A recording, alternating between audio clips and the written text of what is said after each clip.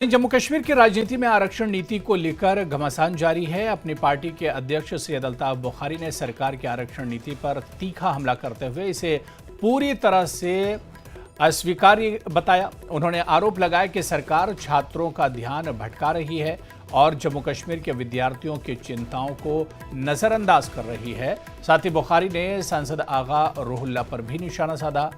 उनके छात्रों से मुलाकात को समय की बर्बादी करार दिया। बुखारी ने कहा कि ऐसे मुद्दों पर केवल केंद्र सरकार के हस्तक्षेप से ही समाधान निकाला जा सकता है।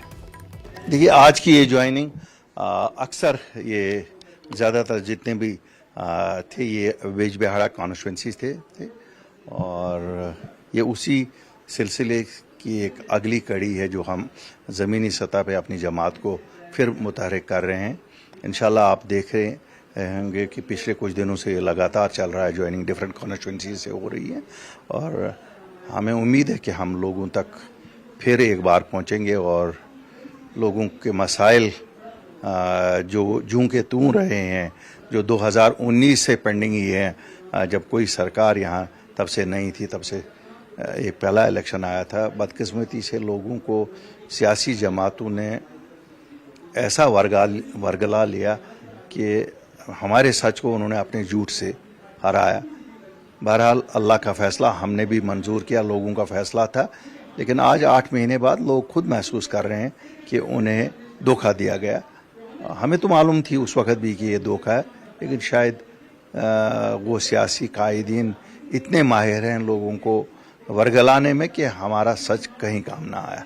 और रैशनलाइजेशन ऑफ रिजर्वेशन पॉलिसी को लेके अब 6-7 महीने हो चुके हैं, स्टूडेंट्स काफी ज्यादा परेशान है, कोई कम्युनिकेशन नहीं हो रही है गांव में। बताऊंगा, देखिए मैं मुझे रैशनलाइजेशन की बात कभी समझ नहीं। इसमें क्या है, you have reservation should be based on economic criteria, it should not be based on सब। यहाँ हम कहते हैं नहीं साहब, जो उड़ी में रहता है, पुंछ में रहता है, राजौरी में रहता है, इसको रिजर्वेशन दे दो।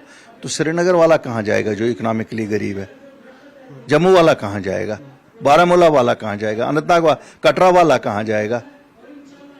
तो क्या ये खाली एरिया स्पेसिफिक हो? फिर एरिया स्पेसिफिक कर दो, सबको हम कहेंगे निकल जाओ श्रीनगर, बारामूला, यहाँ से निकल जाओ और उन एरियाज में जाओ जहाँ reservation should be based on economic criteria. हम इसके खिलाफ नहीं है कि SC कैटेगरी या ST कैटेगरी को ना दी जाए, उनको भी बिल्कुल दी जाए, लेकिन उनमें से भी इकोनॉमिक क्राइटेरिया देखा जाए। और बाकी लोग जो हैं उनको, शहरी श्रीनगर का हाल देखिए, सोपोर का हाल देखिए, अनंतनाग का हाल देखिए, आप जम्मू का हाल देखिए। तो ये वोटों की सियासत कब तक चलेगी? वोटों के लिए